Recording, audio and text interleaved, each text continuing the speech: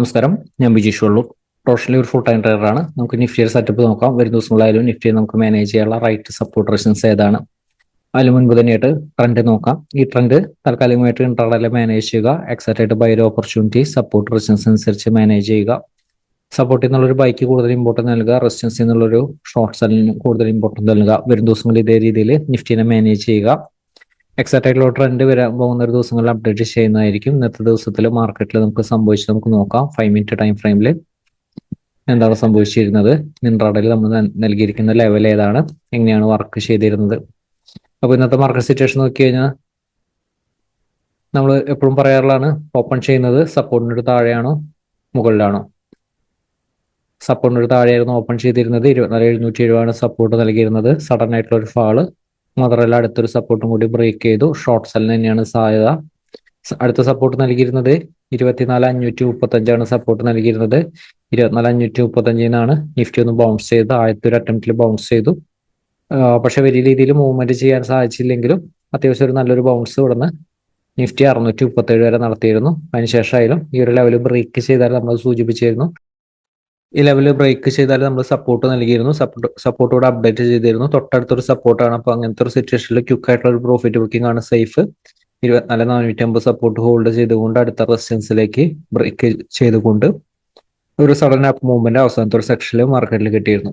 അപ്പൊ വരുന്ന ദിവസങ്ങളിലായാലും നിഫ്റ്റി നമുക്ക് അത് എങ്ങനെ മാനേജ് ചെയ്യാം, ഏതാണ് റൈറ്റ് ആയിട്ടുള്ള സപ്പോർട്ട് റെസിസ്റ്റൻസ്. ഇത് 5 മിനിറ്റ് ടൈം ഫ്രെയിം ആണ്. നമുക്ക് വരാൻ പോകുന്ന ദിവസങ്ങളിലായാലും നിഫ്റ്റിനെ മാനേജ് ചെയ്യാനുള്ള റൈറ്റ് സപ്പോർട്ട് റെസിസ്റ്റൻസ് നോക്കാം. നമ്മൾ നൽകുന്ന സപ്പോർട്ട് റെസിസ്റ്റൻസിനെ കുറിച്ച് എപ്പോഴും മനസ്സിലാക്കുക, ഇതൊരു എൻട്രി ലെവൽ സപ്പോർട്ട് റെസിസ്റ്റൻസ് ആണ്. നമുക്ക് റൈറ്റ് എൻട്രി ഒരു ഏരിയയിൽ നിന്നൊക്കെ നമുക്കത് എടുത്തു കഴിഞ്ഞാൽ എക്സാക്റ്റ് ആയിട്ട് നമുക്കത് മാനേജ് ചെയ്യാൻ പറ്റും. അപ്പൊ എപ്പോഴും ആ റൈറ്റ് എൻട്രി ഉള്ള ഏരിയയിൽ നിന്ന് റൈറ്റ് മൊമെന്റം മാർക്കറ്റിൽ സ്റ്റാർട്ട് ചെയ്യും. അപ്പോൾ നിഫ്റ്റിയിൽ ഇമ്മീഡിയറ്റ് ആയിട്ടുള്ള റെസിസ്റ്റൻസ് കാണുന്നത് 24,685 ആണ്. നിഫ്റ്റി 24,685 മുകളിലാണെങ്കിൽ നിഫ്റ്റിയുടെ ബൈ ഓപ്പർച്യൂണിറ്റി യൂട്ടിലൈസ് ചെയ്യാം. സ്റ്റോപ്പ് ലോസ് തന്നെ ഇത് ബ്രേക്ക് ചെയ്തിട്ട് മുകളിലേക്ക് ബ്രേക്ക് ചെയ്ത ക്യാൻഡില്, അതായത് ഇതിന്റെ മുകളിലാണ് ഓപ്പൺ ചെയ്യുന്നതെങ്കിൽ ബൈ ഓപ്പർച്യൂണിറ്റി ചെറിയ ടൈം ഫ്രെയിമിൽ വലിയ ടൈം ഫ്രെയിമിൽ കിട്ടിക്കഴിഞ്ഞാൽ യൂട്ടിലൈസ് ചെയ്യാം. ഇമ്മീഡിയറ്റ് ആയിട്ടുള്ള റെസിസ്റ്റൻസ് കാണുന്നത് 24,760. 24,760 എത്തുമ്പോഴേക്കും പ്രോഫിറ്റ് ബുക്ക് ചെയ്യാനായിട്ട് ശ്രമിക്കുക. അതിന്റെ മുകളിലും സസ്റ്റെയിൻ ചെയ്താൽ 24,800 അടുത്ത് സ്ട്രോങ് ആയിട്ടുള്ള റെസിസ്റ്റൻസ് ആണ് 24,810.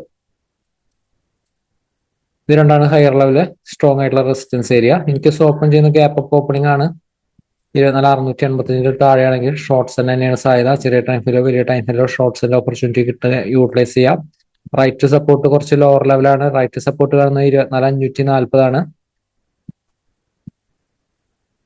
എപ്പോഴും ആ റൈറ്റ് സപ്പോർട്ട് ചെയ്തായിരിക്കുന്ന എൻട്രി കഴിഞ്ഞ ദിവസങ്ങളിലായാലും കഴിഞ്ഞ ദിവസത്തെ വീഡിയോസ് അപ്ഡേറ്റ് ചെയ്യാൻ പറ്റിയിരുന്നില്ല. പക്ഷെ അതിന് മുൻപത്തെ ദിവസത്തെ മാർക്കറ്റിന്റെ മൊമെന്റം നോക്കി കഴിഞ്ഞാൽ അറിയാൻ സാധിക്കും. ഈ മൊമെന്റ് ഇവിടെ നിന്ന് സ്റ്റാർട്ട് ചെയ്തപ്പോൾ നമ്മൾ സൂചിപ്പിച്ചിരുന്നു, ഈ ഒരു ലെവൽ വിട്ട് കഴിഞ്ഞാൽ റൈറ്റ് റെസിസ്റ്റൻസ് കാണുന്നത് 960 അടുത്താണ്.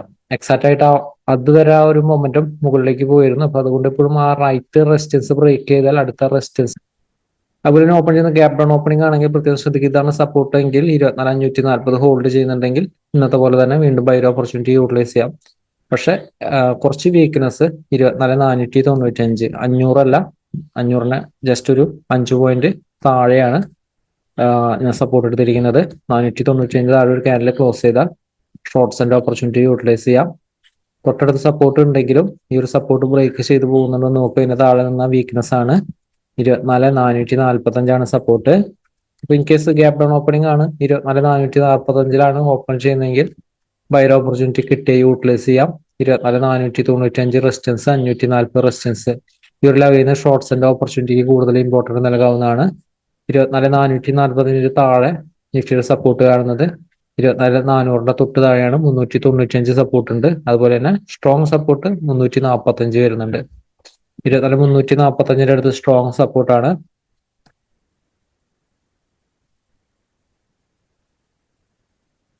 അപ്പൊ നിഫ്റ്റിയിലായാലും ഇത്തരം സപ്പോർട്ട് റെസിസ്റ്റൻസ് അനുസരിച്ച് മാനേജ് ചെയ്യുക.